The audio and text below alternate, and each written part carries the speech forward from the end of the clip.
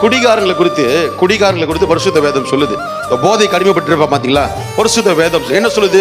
நீதிமொழிகள் எழுதின புஸ்தகம் 23ஆம் அதிகாரத்தில் நல்லா தயவுசெய்து கேளுங்க. யாராவது போதையில அடிமைப்பட்ட தகப்பனார்களே, சகோதரர்களே, வாலிபர்களே நீங்க இருப்பீங்கன்னா நல்லா கேளுங்க. போதைக்கு அடிமைப்பட்ட வாழ்க்கை எப்படி இருக்கும்?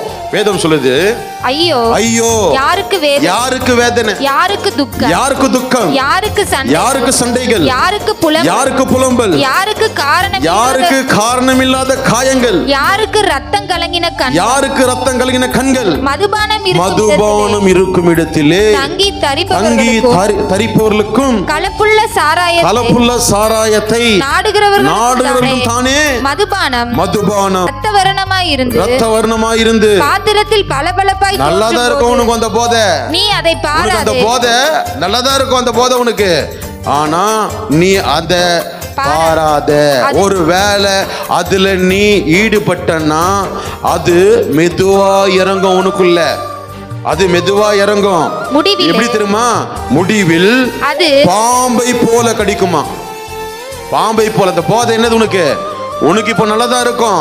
ஆனா அது மெதுவா உன் சரீரத்துல இறங்கி பாம்பை போல உன்னை கொத்துமா, போல தீண்டும். தாறுமாறானவர்களை பேசும். நீ நடுக்கடலிலே பேசுறது எல்லாமே தாறுமாறானது தான். அது பிரயோஜனமானதே கிடையாது. அது உள்ள வந்துச்சுன்னா தாறுமாறானதை யோசிக்கும், தாறுமாறானதை பேசும். அது ஒரு பாம்பு விஷத்தை போல உன் சரீரத்துக்குள்ள என்ன ஆகும்? மெதுவா இறங்கும். பாம்பை போல உன்னை என்ன பண்ணும்? கடிக்கும். விரியனை போல என்ன பண்ணும்? தீண்டும்.